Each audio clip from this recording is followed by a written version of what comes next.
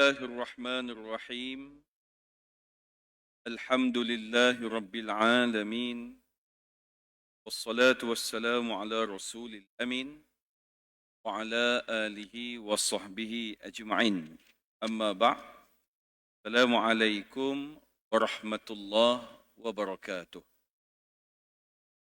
Alhamdulillah, kita hadirat Allah Subhanahu wa taala, dengan limpah dan kurnianya dapat kita bertemu pada malam ini bagi meneruskan lagi kuliah maghrib kita, tuan-tuan dan puan-puan.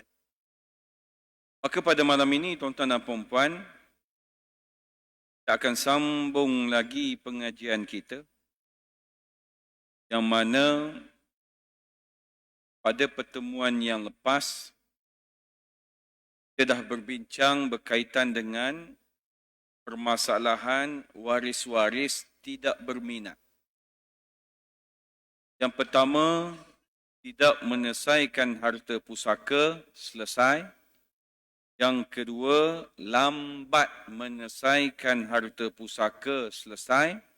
Dan pada malam ini, kita cuba lihat enggan menyelesaikan harta pusaka, tuan-tuan dan puan-puan. Baik.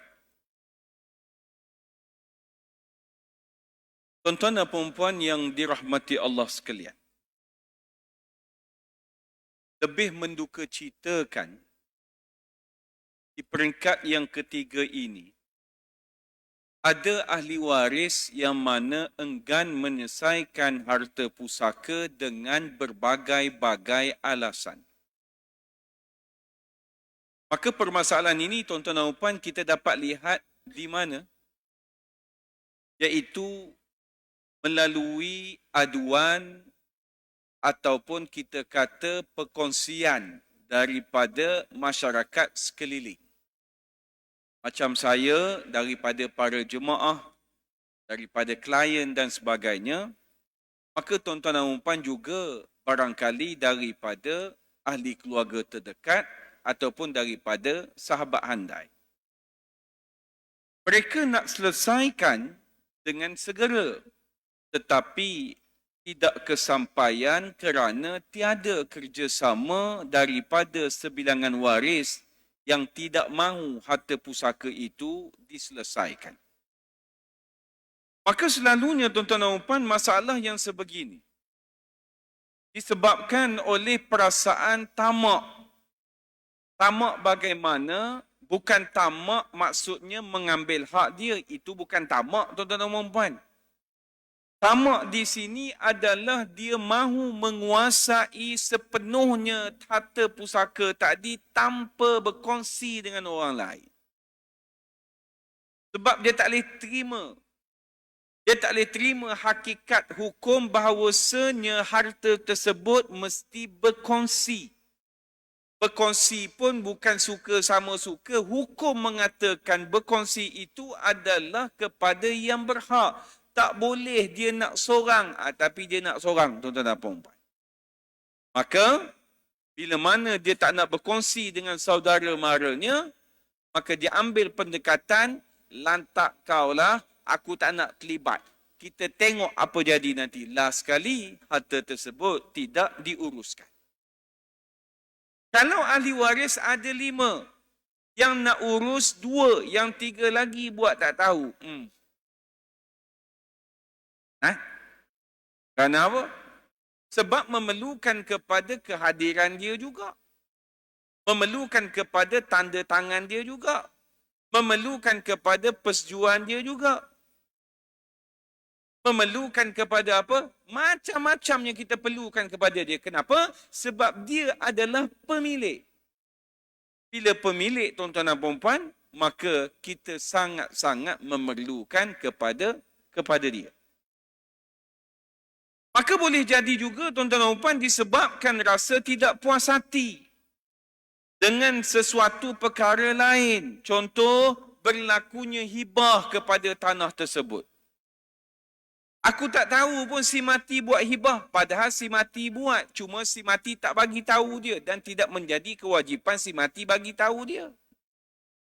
Barangkali harta tersebut adanya wasiat. Dia tak puas hati. Kenapa wasiat pada dia seorang? Dekat aku tak wasiat pun.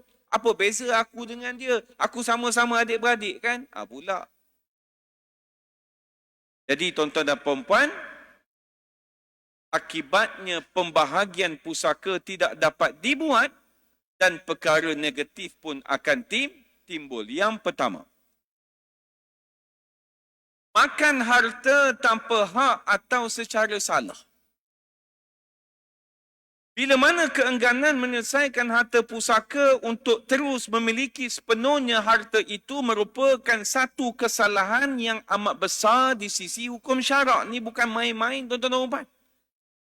Ni bukan dosa kita potong queue nak bayar tol, tuan-tuan dan puan. Ni bukan dosa yang mana kita tersepak kaki orang. Ini bukan dosa, tuan-tuan dan puan, kita tak ambil barang orang, kita tak serah balik. Ini dosa besar yang mana, tuan-tuan dan puan, seseorang itu kalau tidak mencuri, tidak juga merompak, tetapi lebih dahsyat daripada itu, iaitulah dia menguasai dan memakan harta saudara maranya sendiri tanpa keredaan mereka. Habis tu, isu ini tuan-tuan dan puan, dia bukan isu main-main. Ini isu adalah kita makan harta orang lain tanpa hak. Kita makan harta orang lain tu bukan kawan kita. Yang kita makan ini adalah harta saudara mara kita. Kalau makan harta kawan ni, kita kata istilahnya kencing kawan lah, betul tak betul? Ini bukan kencing kawan, kencing adik-beradik, tuan-tuan dan puan-puan. Maka sebagai contoh, tuan-tuan dan puan, sebidang tanah. Tanah bendang ini kepunyaan bapa telah diusahakan oleh salah seorang daripada anak si mati. Apabila bapa tadi meninggal dunia, tanah itu menjadi harta pusaka. Dan sepatutnya tanah itu nak buat apa? Diselesaikan segera untuk menentukan pemiliknya. Maka sekiranya anaknya mengerjakan tanah itu, enggan menyelesaikan harta itu supaya terus dia dapat mengerjakan tanah pusaka itu tanpa dia memohon persetujuan daripada ahli waris yang lain, tuan-tuan dan puan, maka anak ini termasuk dalam golongan yang dikatakan telah menguasai harta saudara maranya tanpa hak dan dosanya sangat besar, tuan-tuan dan puan-puan. Waktu ayah dia hidup, okey. Sebab pemilik seorang. Ayah pun jawab, usahalah nak, aku pun malah nak peduli, engkau keluar modal kau ambil hasil, kau makan seorang. Boleh kerana pemilik itu mengizinkan, membenarkan, meredakan. Tapi bila mana ayah tadi mati, tuan-tuan dan puan-puan, adakah dia boleh berhujah? Tak apa. Sebab si mati dulu, waktu dia hidup, dia memang beri pada aku. Cukup. Dia mati, setakat dia mati, tuan-tuan dan puan, keredaan itu terputus sama sekali. Tapi ada juga yang duk berhujah dengan alasan ni. Tak apa, ayah bagi dulu. Ayah mati dah. Kan kita dah menyembang sebelum ni, tuan-tuan dan puan-puan. Bahawasanya hakikat kehidupan yang kita perlu faham apa dia? Kita hanya boleh memiliki harta dunia ini dengan syarat utamanya adalah kita mesti hidup. Sekarang ni hidup ke mati sekarang ni semua sekali? Hidup makna kata boleh. Tapi bila mana mati, tuan-tuan dan puan-puan, no way man. Dia akan berpindah kepada orang yang lain, iaitu ahli waris kita yang hidup. Maka, keredaan dia, keizinan dia pada ketika itu yang diperlukan. Bukan lagi dengan si mati tersebut, tuan-tuan dan puan-puan. Maka Nabi SAW bersabda, tuan-tuan dan puan-puan, berkaitan dengan dosa besar ini. Riwayat Imam Al-Bukhari dan Muslim. Man zalama qida shibrin minal ardi tuwiqahu min sab'i ardin. Barang siapa merampas seluas satu jengkal tanah. Nabi bagi tahu ni, barang siapa merampas seluas satu jengkal tanah, nescaya ia akan dibelit oleh tanah itu dari 7 lapisannya sejengkal. Ni sejengkal tak? Ni? Sepenumbuk? Apa? Selengan. Sedepa. Sejengkal pun tuan-tuan dan puan, tanah tadi akan membelit. Ataupun dia akan dikalungkan dengan tanah itu dari 7 lapis bumi, tuan-tuan dan puan. Makna kata, tuan-tuan dan puan, dalam kes yang mana waktu ayah dia hidup, dia usahakan lepas ayah dia mati, dia usahakan seorang diri, dia makan seorang-seorang, tuan-tuan dan puan, sama juga termasuk dalam golongan yang mana Nabi SAW nyatakan ini. Tuan-tuan, ini riwayat Imam Al-Bukhari dan Muslim, tuan-tuan dan puan. Tuan-tuan tahu kan martabat Imam Bukhari punya riwayat macam mana? Tuan-tuan pernah belajar kan ulumul hadis dan sebagainya? Allahu Akbar. Sebab itu dosa ini, tuan-tuan dan puan, paling kita takut. Kerana apa, tuan-tuan dan puan? Dia dikira sebagai merampas tanah orang. Sama macam Israel dengan Palestin, dia rampas kan? Ini bukan 7 lapis, tuan-tuan dan puan, kalau Israel ni. Kira masuk tanam, tuan-tuan dan puan, tak tahu ke mana dah, tuan-tuan dan puan. Allahu Akbar. Baik.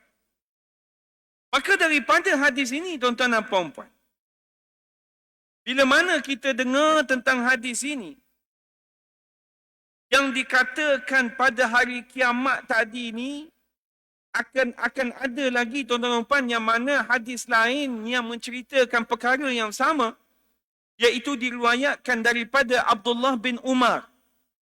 Apa kata Nabi? Man akhaza minal ardi syai'an bighairi haqqihi hufisa lahu bihi yawmal qiyamah ila 7 ardina. Sesiapa yang mengambil tanah meskipun sedikit tanpa haknya, maka dia akan ditenggelamkan dengan tanahnya pada hari kiamat sampai ke dasar 7 lapis bumi, tuan-tuan dan puan. Allah. Tak dibelit. Ini tenggelam pula. Kita yang mandi dekat swimming pool, air masuk hidung pun kita dah gelabah biawak, tuan-tuan dan puan. Apatah lagi ditenggelamkan oleh tanah sampai 7 lapis bumi, tuan-tuan dan puan. Maka tuan-tuan dan puan yang dirahmati Allah sekalian. Maka dalam surah An-Nisa ayat 29. Allah Ta'ala nyatakan, Ya ayyuhallazina amanu. Wahai orang-orang yang beriman. Sebab itu kalau tuan-tuan baca Quran, tuan-tuan akan jumpa ayat-ayat seruan. Ada ayat yang mana Allah Ta'ala tuju khas. Ya ayyuhallazina amanu. Wahai orang-orang yang beriman. Ada ayat yang umum. Ya ayyuhannas. Wahai manusia. Ada yang ayat Allah Ta'ala keji suatu kaum. Qul ya ayyuhal kafirun. Wahai orang kafir. Apa Allah Ta'ala sebut? La ta'kulu amwalakum bainakum bil batil. Janganlah kamu makan. Janganlah kamu gunakan harta-harta kamu sesama kamu dengan jalan yang salah, tipu, judi dan sebagainya. Kenapa Allah Ta'ala gunakan ya ayyuhallazina amanu, wahai orang beriman? Sebab orang beriman dia tak buat kerja ni. Orang beriman, tuan-tuan dan puan, datang apa pun arahan, datanglah apa pun suruhan, tuan-tuan dan puan, dia pasti akan buat. Macam tuan-tuan dan puan lah, buat apa hadir ke masjid pada malam ini? Pergilah ke Aeon Mall. Pergilah Alam Manda, kena kedai Tom Yam siakat steam limau apa semua. Kenapa tak pergi pada malam ini? Sebab hati itu sudah terpaut dan telah diset dalam minda. Hari ini, hari cuti, hari ini, pakej aku malam ini adalah semayang maghrib berjemaah, kemudian dengar ceramah, kemudian semayang isyak, balik. Esok begitu juga. Bila berjalannya? Siang kita berjalan lah Ustaz. Malam kita dekatkan dengan Allah Ta'ala. Masya Allah. Maka tuan-tuan tahu apa Nabi sebut? Bila mana kamu melihat seseorang itu dia ulang alik ke masjid. Asal masuk waktu, dia datang. Asal ada majlis ilmu, dia datang. Maka apa Nabi kata? Fashhadu lahu bil iman. Maka persaksikanlah iman orang ini. Mana kata orang ini orang beriman. Tuan-tuan dan puan pun termasuk juga dalam golongan yang dikatakan oleh baginda Nabi sallallahu alaihi wasallam. Baik, yang kedua. Permasalahan yang kedua, tuan-tuan dan puan, mendorong kepada perbalahan keluarga. Sebab keengganan menyelesaikan harta pusaka mendorong kepada perbalahan keluarga. Kenapa? Sebab waris-waris yang ingin menyelesaikannya akan berasa marah. Akan berasa tak puas hati kepada waris yang tidak mahu menyelesaikannya itu. Maka rasa tak puas hati ni tuan-tuan dan puan, dia akan lahir dalam kalangan kedua-dua belah pihak. Tuan-tuan jangan buat main. Kalau sesama keluarga ni tuan-tuan, kalau bergaduh dia lebih teruk daripada kita bergaduh dengan kawan kita. Lebih teruk. Kenapa saya kata lebih teruk? Saya ingat lagi tuan-tuan dan puan, ada satu orang ini datang berjumpa dengan saya tentang permasalahan harta pusaka family dia. Sebab isu aksiden. Jadi si mati ni suami isteri, dia punya harta ni lebih kurang 1.2 juta. Jadi si mati ni pula, dia ni tak ada anak lelaki. Kemudian, mak ayah pula dah meninggal. Jadi yang akan masuknya antaranya siapa? Iaitu adik-beradik sebelah suami dan adik-beradik sebelah isteri. Maka yang tanya saya ni sebelah suami. Saya pun cerita A to Z. 1, 2, 3 sampai selesai. Dia kata, terima kasih Ustaz. Nanti saya akan terang pada family saya. Family belah sana. Apa yang saya dapat daripada Ustaz pada hari ini. Okey, saya kata semoga berjaya lah. Kemudian setelah mana dia berjumpa, dia datang balik jumpa saya. Gagal Ustaz. Saya kata kenapa gagal? Sebab yang saya cerita bukan hasutan.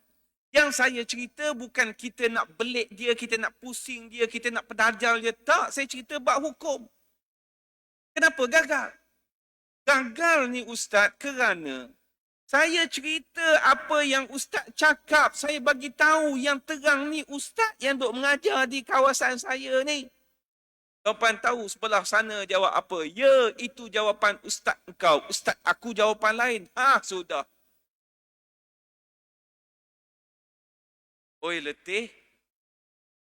Makna kata tuan-tuan dan puan, dia akan cari pandangannya menyelebelahi dia. Letih begini. Sebab itu ustaz-ustaz pun boleh jadi bergaduh tuan-tuan begini. Tapi tak boleh nak salah juga, takut jadi cerita lain. Itu tak betul. Jadi cerita yang memenangkan dia. Dia cari ustaz ni tak memenangkan dia. Dia ubah cerita yang memenangkan dia. Itu standard lah tuan-tuan manusia. Maka tuan-tuan dan puan-puan, bila bergaduh, waris yang ingin menyelesaikannya ini selalunya akan bertindak memulaukan waris yang enggan menyelesaikan harta pusaka itu. Kemudian waris yang enggan menyelesaikan punya pula mempunyai sebab tertentu mengapa mereka bertindak semikian. Masing-masing dengan alasan masing-masing. Macam minggu lepas kan, orang ajak selesai, buat keluar modal, haram tak nak buat keluar. Suruh kita nak beli bahagian dia tak nak jual. Apa alasannya? Sebab dia kata, ni saja tanah yang dia ada. Kalau jual juga, kita putus silaturahim. Apa benda ni tuan-tuan? Sebab alasan-alasan ini tuan-tuan, kadang-kadang dia memeningkan. Kadang-kadang tuan-tuan, bila alasan-alasan yang pelik begini, dia dah semat dalam pemikiran dia, maka kita bawa satu pembelajaran ilmu yang sebenar, sepatut begini, begitu dan sebagainya, dia tak boleh terima sebab dia masih lagi dengan pemahaman dia.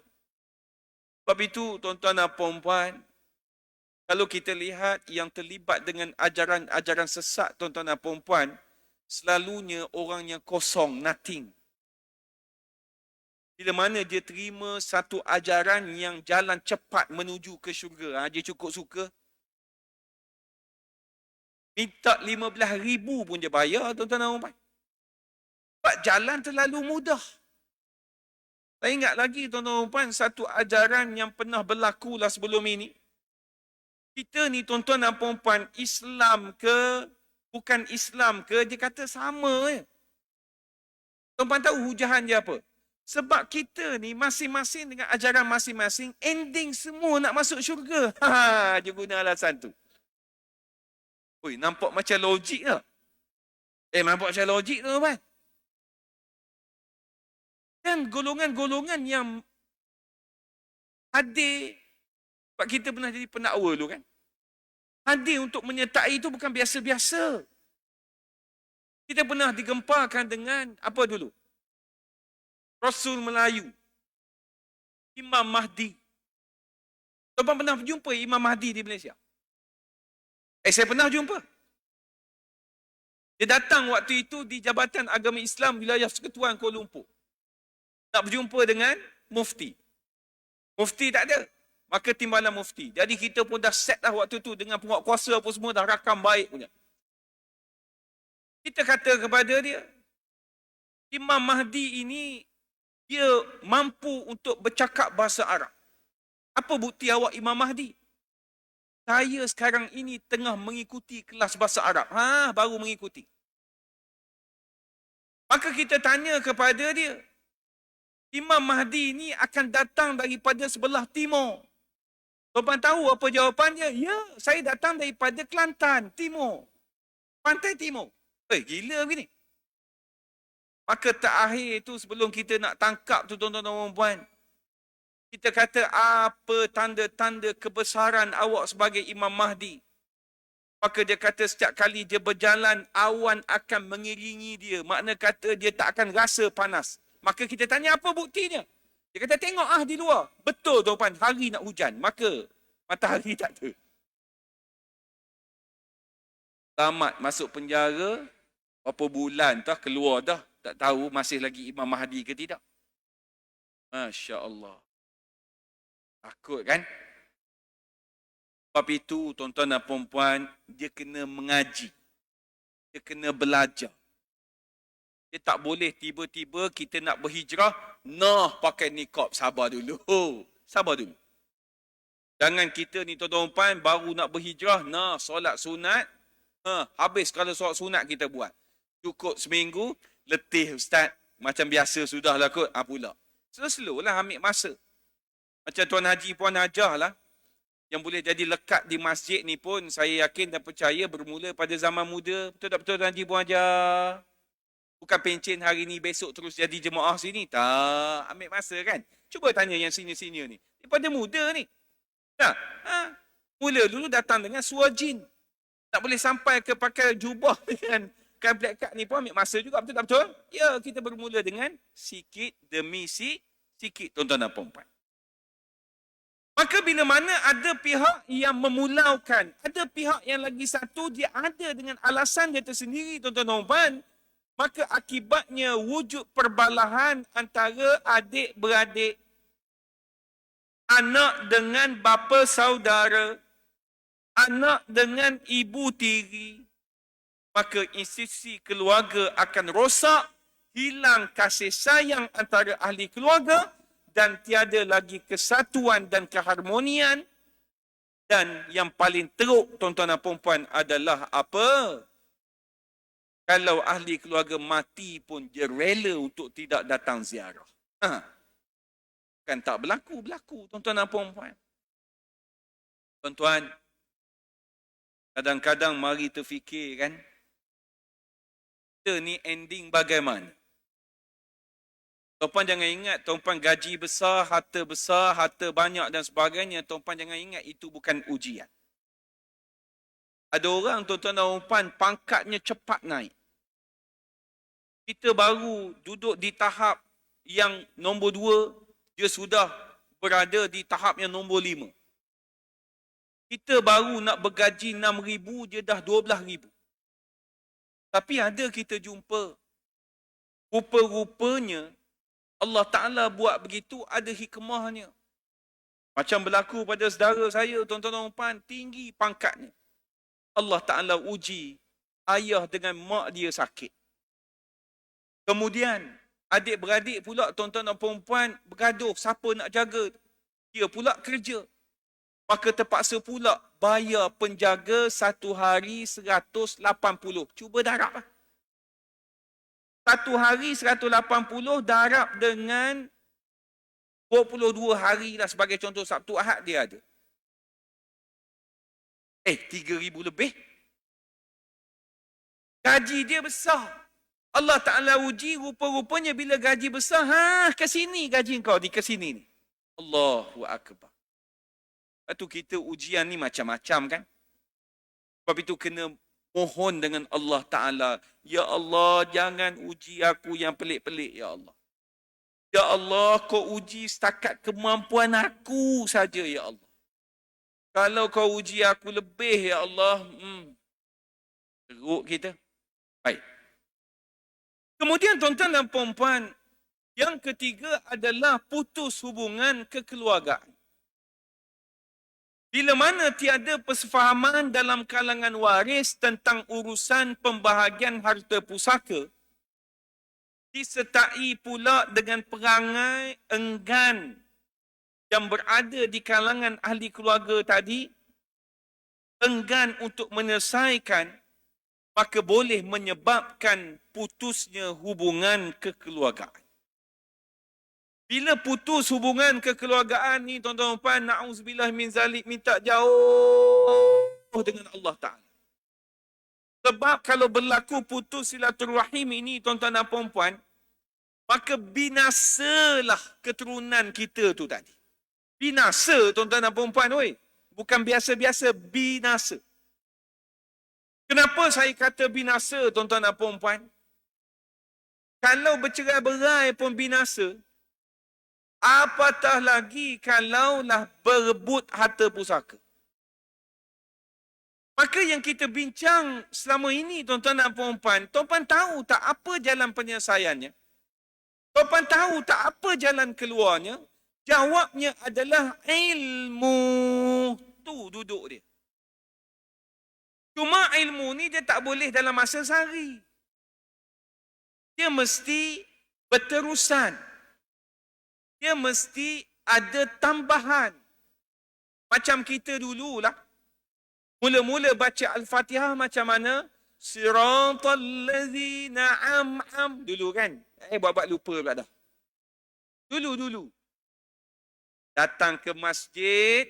Oh, rupanya siratal ladzina an'am. Oh, dia alif. Bukan ain-ain. Baru nampak. Itulah perbezaannya. Maka dalam bab ini pun sama. Mesti tahu. Mesti belajar. Kena pastikan dalam ahli keluarga kita ada yang faham. Ada yang tahu. Kenapa? Supaya bila mana nak uruskan harta si mati nanti yang dalam keluarga kita yang meninggal, ada orang yang tukang lead. Ada orang yang jadi ketua untuk menerangkan kepada semua sekali. Tapi kalau tak ada yang mampu, tuan-tuan dan puan, masalah besar. Kenapa? Bimbang-bimbang kita tergelincir dalam lembah dosa hina ini, tuan-tuan dan puan. Kadang-kadang dosa ini kita rasakan macam tak nampak sebab kita tak berilmu. Masalahnya dosa ni bukan dosa kecil. Dosa besar, tuan-tuan dan puan-puan. Saya nak cerita pada tuan-tuan dan puan satu kes yang berlaku. Barangkali boleh jadi iktibar kepada tuan-tuan dan puan-puan.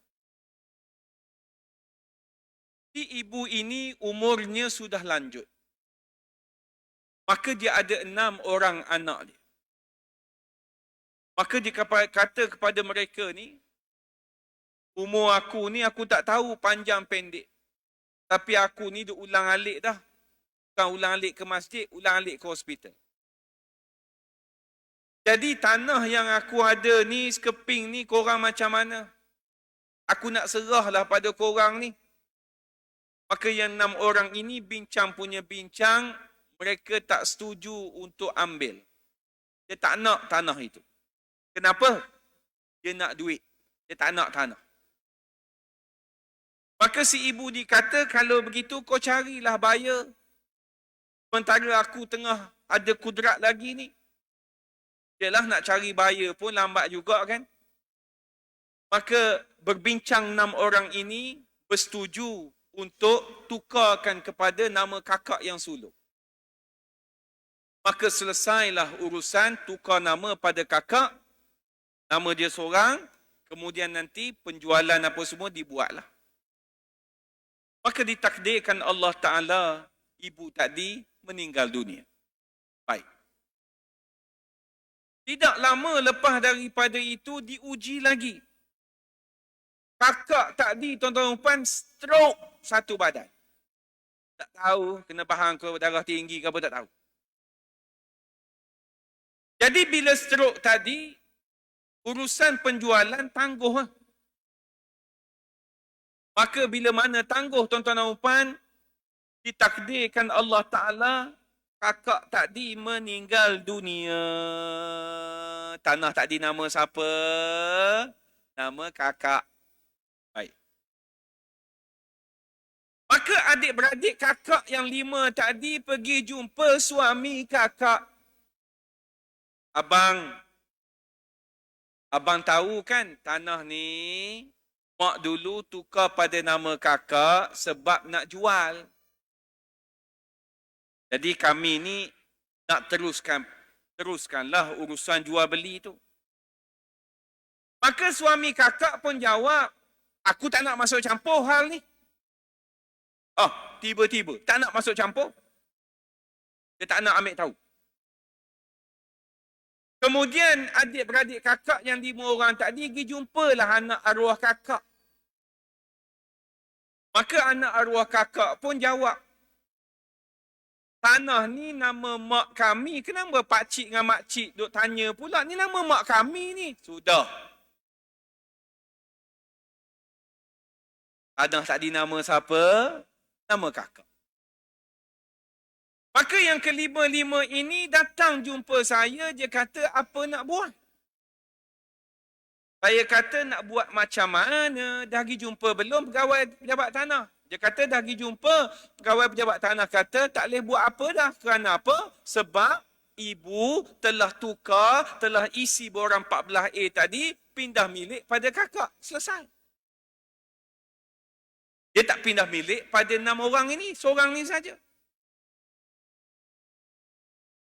Saya kata, cubalah buat try and error di Mahkamah Syariah, failkan permohonan, membatalkan hibah yang dibuat oleh mak kepada kakak tu tadi. Dia pun pergi, failkan.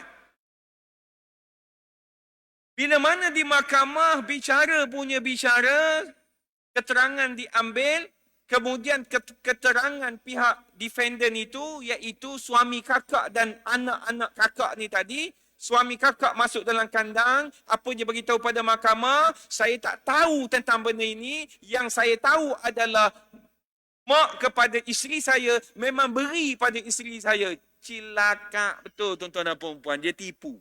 Maaf, keluar cilaka pula. Padahal dia tahu. Habis tu, disapot pula dengan keterangan anak-anak si mati. Dia kata kami tak tahu benda ni berlaku. Memang ni nama tanah ni nama kakak apa ni arwah mak kami. Tuan-tuan, nampak? Tuan-tuan nampak tak ni? Kerana kita berpakat untuk tukar pada nama kakak tu tadi. Risiko akan ada. Kalaulah si mati hidup, barangkali selesai. Dia akan settlekan. Si mati itu siapa? Si mati itu ada darah keturunan dengan kita. Tapi pasangan si mati belum tentu, tuan-tuan dan puan. Maka apa jadi? Kes tadi, hibah yang dia kata nak batal itu, permohonan dia ditolak. Kemudian dia naik lagi ke mahkamah yang lebih tinggi, ditolak juga, tuan-tuan, 2 kali kalah. Maka apa nak buat? Hanya berserah kepada Allah Subhanahu wa ta'ala. Kita tengok pada asalnya, tuan-tuan dan puan-puan, cantik kita punya peranan, kita punya andaian, kita punya persepakatan. Tetapi persepakatan itu dicabul oleh orang yang bukan daripada darah daging kita. Ada tak yang dicabul oleh darah daging kita sendiri? Ada juga. Mana tak ada? Ada.